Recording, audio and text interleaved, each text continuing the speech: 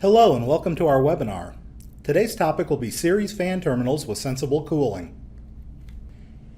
My name is Randy Zimmerman and I'll be presenting today's program. I'm a chief engineer at Titus with 33 years of HVAC experience, mostly involving product development and applications. I'm currently serving as the chair of ASHRAE Technical Committee 5.3 that covers all types of room air distribution, including terminal units. In addition, I'm the chair of a subcommittee at AHRI that is currently developing a performance rating and certification program for series fan terminals with sensible cooling. Today we'll look at a new variation on a traditional terminal unit that merges several technologies in order to meet current energy and ventilation codes. We'll see why DOAS systems are becoming widely applied and look at the benefits of decoupling sensible and latent loads. Finally, we'll look at series fan terminals and how ECM technology and sensible cooling coils can be combined to create HVAC systems that deliver improved ventilation while reducing energy consumption. With the dual goals of reducing energy usage while creating healthful indoor environments, our industry is quickly moving away from traditional all-air overhead HVAC systems in large buildings. As industry codes and standards encourage and require increased energy efficiency and improved ventilation, engineers, building owners, and architects are looking at different strategies and alternative technologies to meet these goals. As energy and ventilation codes continue to set their bars ever higher, further technological advancements will need to be made. Once considered novel, we can now point to countless examples of so-called alternative technologies operating successfully across North America. These systems include, but aren't limited to, displacement ventilation, chilled beams, underfloor air distribution, and variable refrigerant flow. While these systems were all originally developed with a primary goal of reducing energy, we must also consider the need for increased ventilation when deciding on an overall system approach. Today we're going to look at a terminal unit that merges a number of technologies to meet these goals. You might wonder what all this has to do with an image of the Pentagon. Well, a few years ago during a remodel of this iconic building, series fan terminals with sensible cooling were selected as the best solution to a number of design challenges. Now let's look at the limitations of VAV systems when it comes to ventilation. We should all be very familiar with conventional VAV systems. They typically consist of a central air handler that mixes building return air with outdoor air drawn in through an economizer. At the air handler, this air is mixed, filtered, cooled, and distributed through a duct system to multiple temperature control zones. At each control zone, this air is supplied to a VAV terminal that handles room temperature control. Terminal units in perimeter zones that must deal with exterior walls and glass exposures usually include some sort of a reheat coil. These systems are much better than the old constant volume systems they replaced, but in the pursuit of even higher efficiency and improved ventilation, the industry is now looking beyond these systems. Now let's look at energy. ASHRAE Standard 90.1 provides guidelines for the design of energy-efficient buildings. It uses a conventional VAV system as the baseline for large buildings when making energy comparisons with other systems.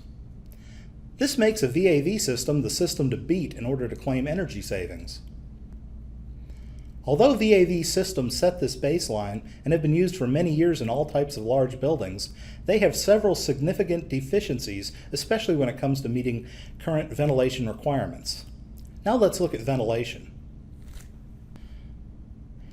In order to create and maintain healthful indoor environments, HVAC systems must provide ventilation in accordance with ASHRAE Standard 62.1. This standard specifies the minimum allowable ventilation air that must be supplied to occupied spaces. ASHRAE Standard 170 does the same thing for healthcare facilities. Ventilation air, better known as outdoor air, is assumed to improve indoor air quality regardless of the reality that it could actually be more polluted than indoor air and could carry with it allergens and other unwanted contaminants. The standard also defines zone air distribution effectiveness, or EZ. This basically grades various types of air distribution configurations in terms of how effective they are at delivering ventilation air to the breathing zone. Better configurations require less ventilation, and poor configurations require more ventilation. In order to comply with this standard but minimize the ventilation requirement, it's important to optimize the air distribution configuration as described in Table 6.2.2.2 of the standard. Under Standard 62.1, a conventional VAV system must be treated as a multi-zone recirculating system when determining the outdoor air fraction requirement at the air handler.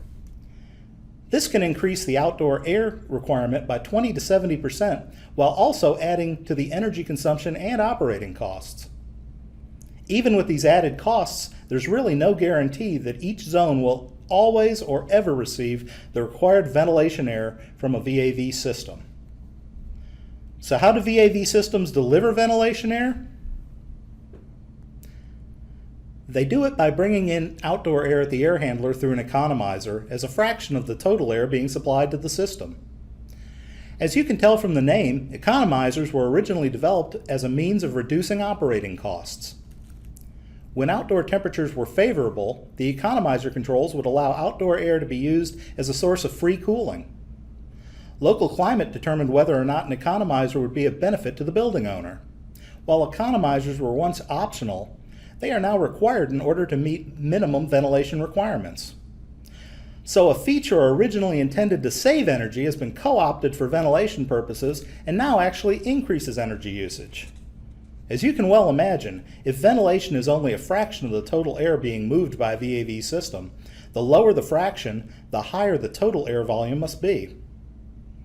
And if that air is being supplied at 55 degrees, then it's easy to see why the result is subcooling and increased reheat. This explains why we see those pesky personal heaters under people's desks. Now that we've seen the weaknesses of VAV systems when it comes to ventilation, let's look at some of the other technologies. A dedicated outdoor air system, or DOAS, is an air handler specifically designed to provide 100% outdoor air. While a conventional VAV air handler delivers ventilation while primarily conditioning building air, a DOAS is primarily concerned with ventilation. Rather than just bring in a fraction of its supply air from outdoors through an economizer, a DOAS has a large outdoor air intake and is designed to provide all of the necessary filtering, dehumidification, heating, and cooling necessary to make use of raw outdoor air. In order to do this properly, a DOAS typically provides improved filtration, better humidity control, and higher quality coils. All of this is necessary in order to allow the DOAS to deal with a wider range of entering air conditions.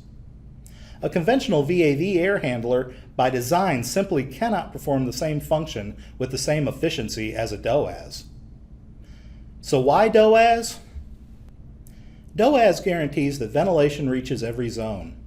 Since 100% of the air supplied is outdoor air, the total air volume is reduced. This means smaller air handlers and smaller ductwork. One strategy for meeting the ventilation requirements of ASHRAE Standard 62.1 in a more energy efficient and effective manner is to decouple the sensible and latent loads in a building. This is possible when using a DOAS in parallel with sensible cooling devices.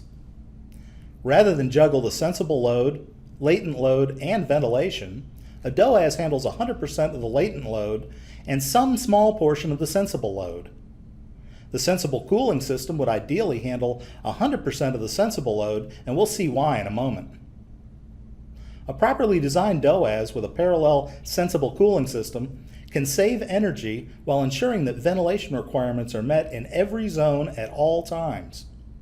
Improved ventilation, when done properly, should result in healthier and more productive environments for occupants.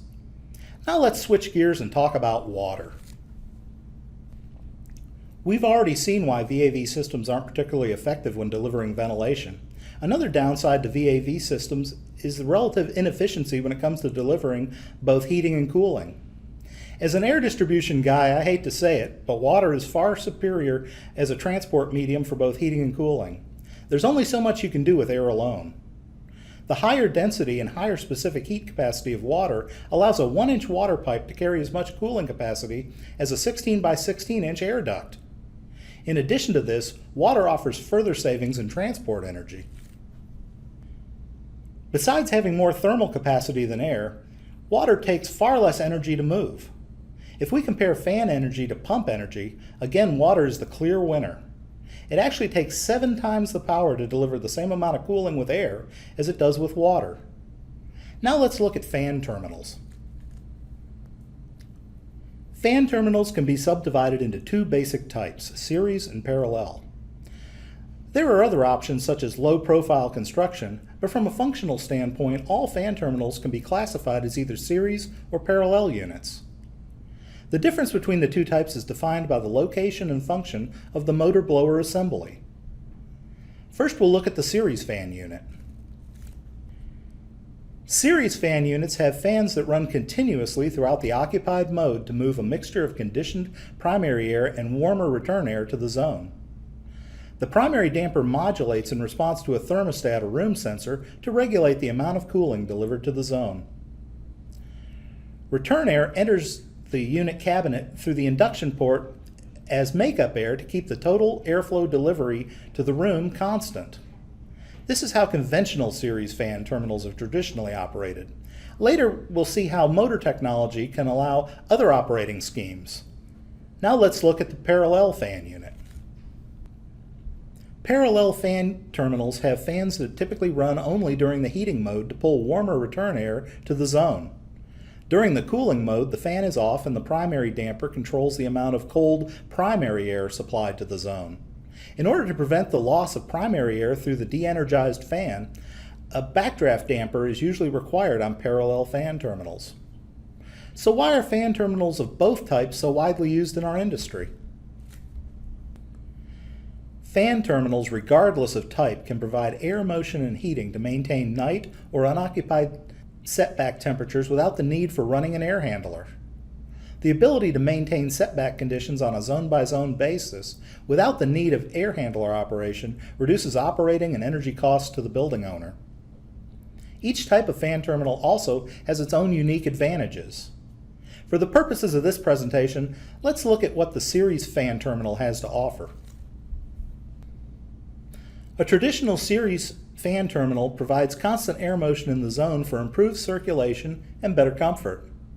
The lack of VAV turndown also simplifies the sizing and selection of air diffusers. Series fan terminals can operate with system static pressures as low as ½ inch because they act as a booster fan to the air handler. The air handler delivers conditioned air to the series fan inlet, and the unit fan pushes it the rest of the way to the zone. The series fan terminal also creates near constant sound levels that are less obtrusive and more easily ignored by occupants.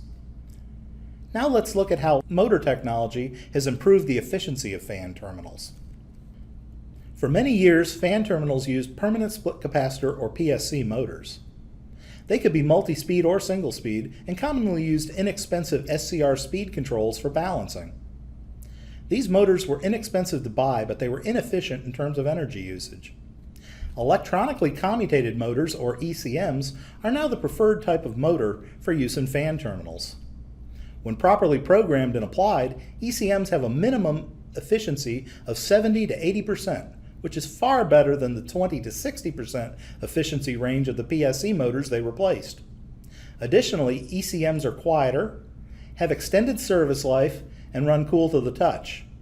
This is especially important in series fan applications because any heat imparted to the airstream would effectively reduce the cooling capacity. These are programmable motors that internally rectify AC power into DC power.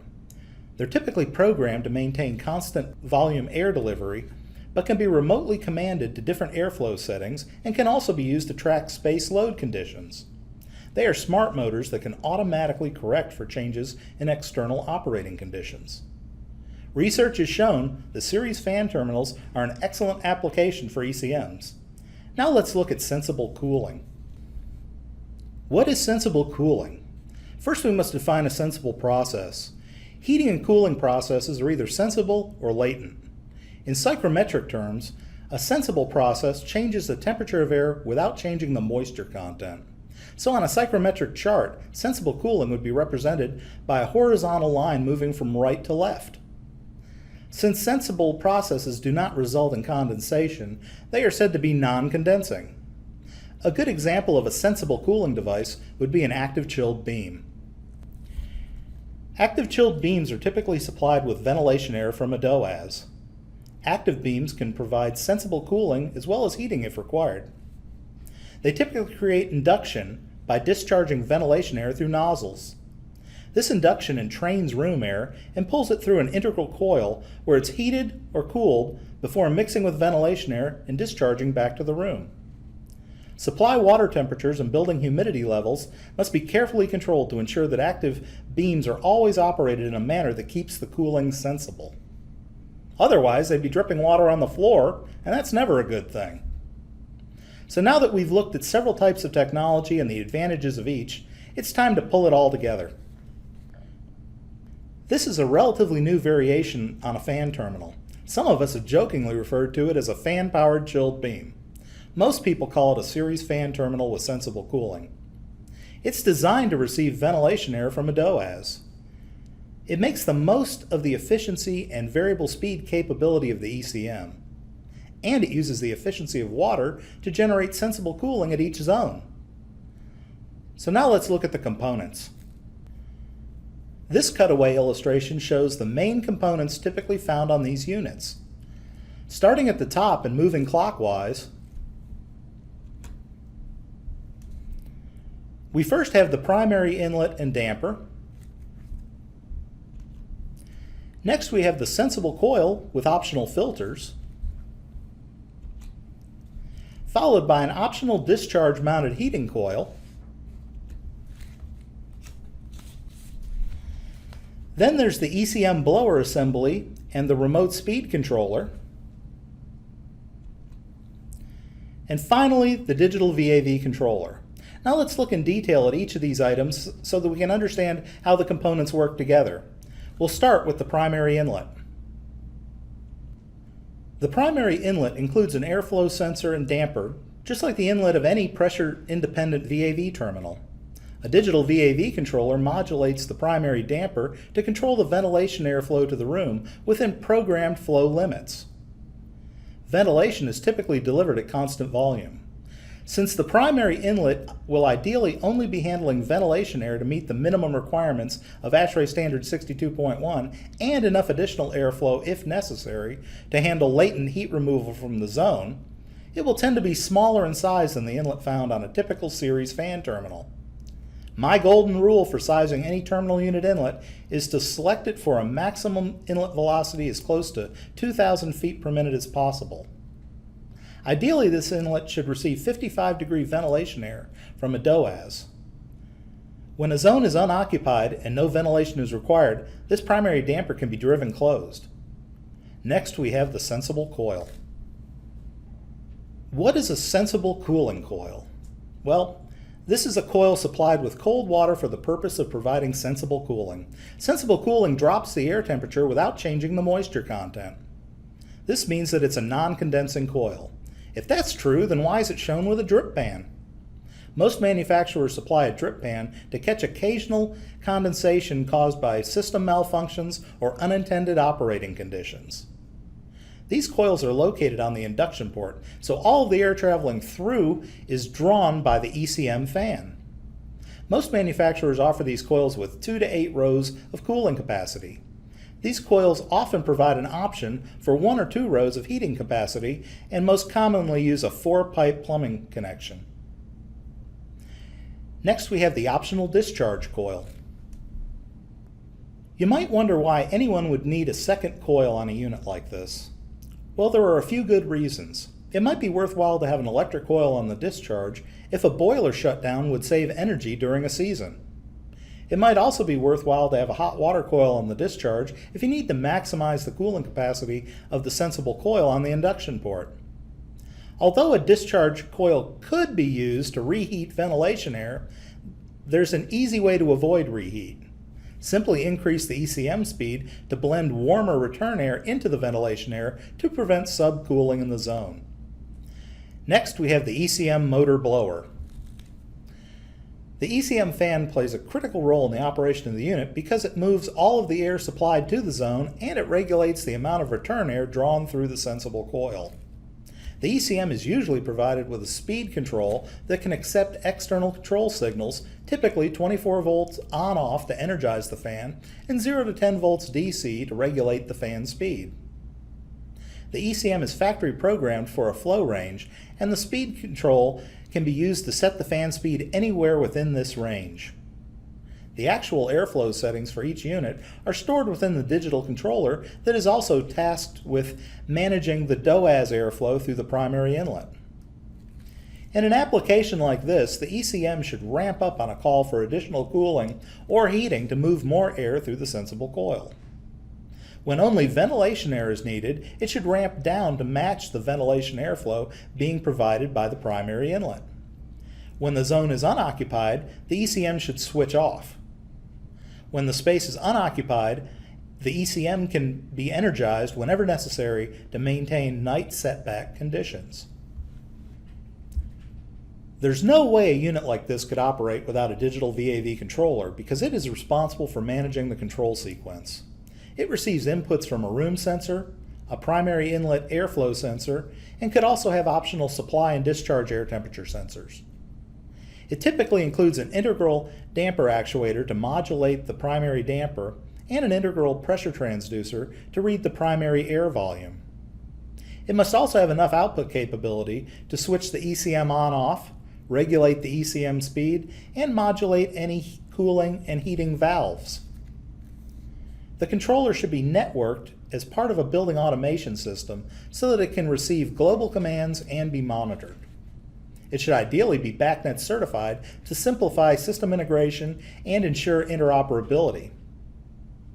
Digital controls have revolutionized the HVAC industry since their introduction in the mid-1980s. Microprocessor-based control systems move technology beyond the limitations of proportional control and add integral and derivative functions.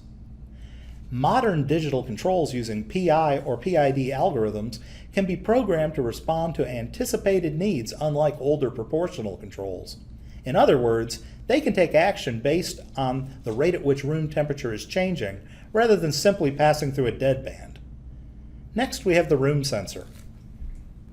The room sensor is usually mounted on an interior wall of the zone and should be located well away from any local heat sources. Its primary purpose is to provide room temperature input to the VAV controller. It can also provide an interface to allow occupants to make room temperature set point changes and/or press an override switch for additional occupied operating hours. Some room sensors are available with integral occupancy sensors, CO2 sensors, and humidity sensors. So now that we've looked at the components, let's look at some typical operating sequences. We'll start with a typical occupied sequence. Whenever using series fan terminals, it's recommended that the unit fan should start before the air handler. This is done as a precaution to prevent the fans from running backwards. If series terminal casings are positively pressured by primary airflow and the fans aren't running, the forward curved blowers tend to freewheel and reverse. When the fans are then commanded on, there's a tendency for the motors to continue running backwards. This is especially true for ECMs. So we turn unit fans on first, and then we start the DOAS. During normal operation, the primary inlet supplies constant volume ventilation to any occupied zones. If individual zones are unoccupied, their primary dampers should remain closed. Having the dampers closed on unoccupied zones serves a dual purpose because it allows the unit fans to start without running backwards. If the room temperature goes above the cooling set point, the ECM slowly modulates from the ventilation airflow to the maximum design cooling airflow while simultaneously opening the cold water valve. On a drop in temperature, the ECM modulates down to the ventilation airflow and maintains this airflow throughout the deadband. Both the hot and cold water valves should remain closed. On a further drop in room temperature, the ECM slowly modulates from the ventilation airflow to the maximum heating design airflow while simultaneously opening the hot water valve. Now let's look at an unoccupied sequence. When the building is unoccupied, the DOAS should be off. The temperature set point should shift to setback temperatures, creating a much wider deadband. The primary damper should drive open whenever there's no ventilation air available. This is normal for any pressure-independent control system and helps to avoid air handler startup problems caused by closed dampers. The ECM should be off whenever the room temperature is in deadband.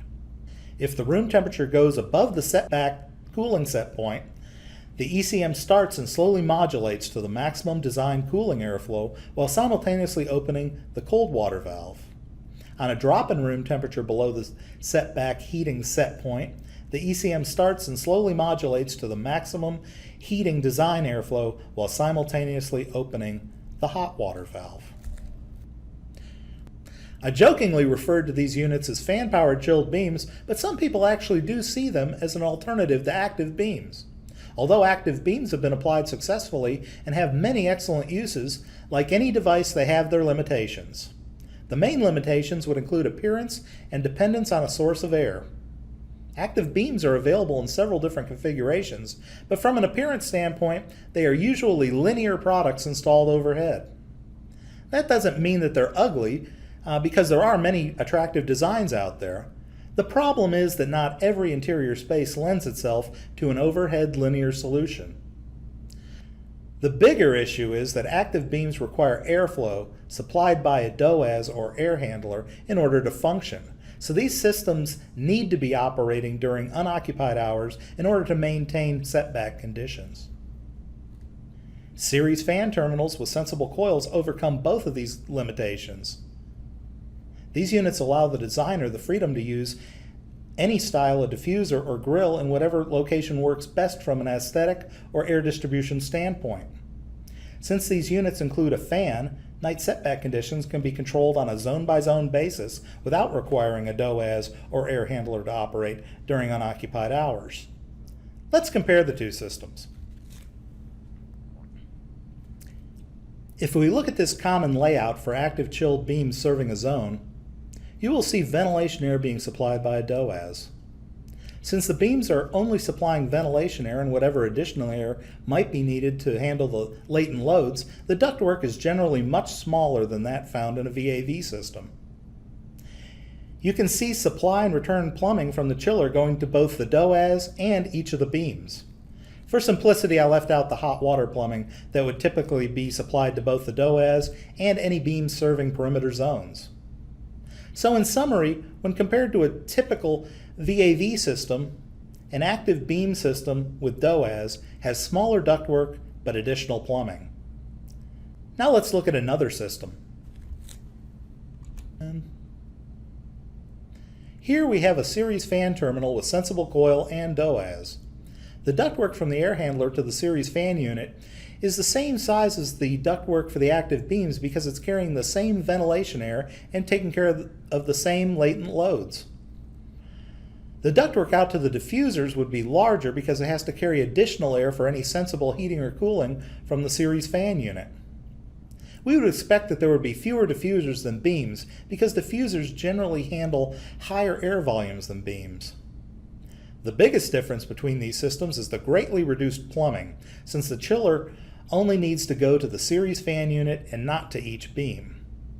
So to summarize all these differences, let me start by saying that I'm not here to say that one system is always better than another system. Every building is different in many ways.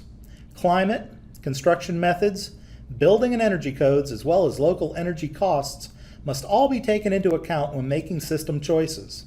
The most important thing is to understand the pluses and minuses of each technology so that an informed choice can be made. Now let's see what we've got. If we compare an active chilled beam system with DOAS to a conventional VAV system, we can identify a number of clear advantages. Since we're only going to supply enough air to meet ventilation requirements, carry away the latent loads, or drive the cooling, we should be moving less air. This results in smaller ductwork. Since we're using a DOAS, we should be delivering improved ventilation. And since we're taking advantage of the efficiency of water to handle our sensible load, we should be reducing our energy. The only real downside is additional plumbing to the beams. That's certainly something to consider. We've already covered the advantages of DOAS over conventional VAV systems, so let's compare our series fan terminal with sensible cooling to an active beam system. This system would appear to have all the same advantages of the chilled beam system, but without most of the additional plumbing. In addition, we would likely have fewer air outlets in the room and many more choices as far as appearance, location, air patterns, etc. for our diffusers. There's also a big advantage in the fact that many contractors and building owners are still unfamiliar with chilled beams, but deal with terminal units all the time. If they are uncomfortable with chilled beams, there could be pushback against using them. But what about all those fans we're adding? That's a great question. Yes, we are adding fans to the system. That in itself has its own pluses and minuses. These fans can give us night setback capability without needing to run the air handler. The fact that our unit fans act as boosters to the main fans means energy savings at the main fans. There's also the advantage of being able to switch off individual zones being supplied by fan terminals when they are unoccupied. Now let's look at some of the possible disadvantages. First of all, these smaller ECMs may be less efficient at moving air than larger fans. Of course, that depends on how they are sized and selected. Energy codes now require a summation of all fan horsepower in a building. The additional fans should reduce the main fan horsepower, but could add additional horsepower. When reporting horsepower, be sure to list the horsepower actually being delivered by the motor at its design operating point and not the nameplate value. It's interesting to note that the efficiency of an ECM improves as the speed is reduced. Lastly, anytime you add a fan, you're likely going to increase the sound level. The added sound is typically in the second octave band. This band has a center frequency of 125 Hz. This is low frequency noise that can be difficult to attenuate. There's not much you can do about it, but just be aware when selecting units. So with all this said, decisions must be made. Each of these advantages and disadvantages must be weighed and considered. Based on the number of inquiries I receive regarding series fan terminals with sensible cooling, there is a great deal of interest out there. I have often been asked what the differences are between a series fan unit with sensible cooling and a fan coil with a ventilation air inlet. First, let me point out that fan coils typically don't have ventilation air inlets. Most manufacturers now offer the option of a ventilation inlet, but it's not a pressure-independent inlet like those found on terminal units. It's usually just a duct connection with no damper to control air volume and no flow sensor to monitor air velocity. Fan coils are typically located inside or immediately above the spaces they serve. This means that fan coils are usually not ducted. They usually discharge air through grills rather than diffusers. Properly selected diffusers are much more likely to create higher room comfort levels than grills. This is especially true of grills that have been selected with little consideration for the air patterns they produce. Take it from someone who travels a lot and has seen a lot of hotel rooms. Grills are often positioned and or adjusted with little regard for the drafts they create across a bed or a sitting area. That's not to say that fan coils can't be better applied, but in my experience they rarely are. Also, a fan coil's position relative to the zone can have a big impact on room sound levels. Being within a room or separated by only a piece of drywall means that fan coils typically have higher combined radiated and discharged sound levels than a terminal unit that's been ducted to a room. Another big difference involves condensation. Fan coils are designed and selected for operating conditions that will result in condensation. Although they may not condense all the time, they are equipped with drain pans that must be adequately designed to catch and carry away any condensation. This means that they must be piped to a suitable drain. If drain piping elevation is insufficient, it may be necessary to pump the condensate. Obviously, periodic maintenance is required whenever dealing with condensing coils in order to ensure that the drain lines are clear, drain pans are leak-free, and any condensate pumps are operational. Failure to perform this maintenance is likely to result in water damage to surfaces and interior finishes. If problems are allowed to go on without immediate attention, it could result in mold and mildew problems. So let's review the main points of today's program. It's clear that DOAS is an effective way to meet current and future ventilation requirements. We also know that one good strategy for reducing energy usage is to decouple latent and sensible loads. One excellent application for ECM technology is the series fan terminal, where its high efficiency and variable speed capability can be best used to advantage. There are limits on what we can do with air, and that often leads us to water-based solutions. It's generally a good idea to do as much heating and cooling with water as possible in order to take advantage of its lower costs and higher efficiencies.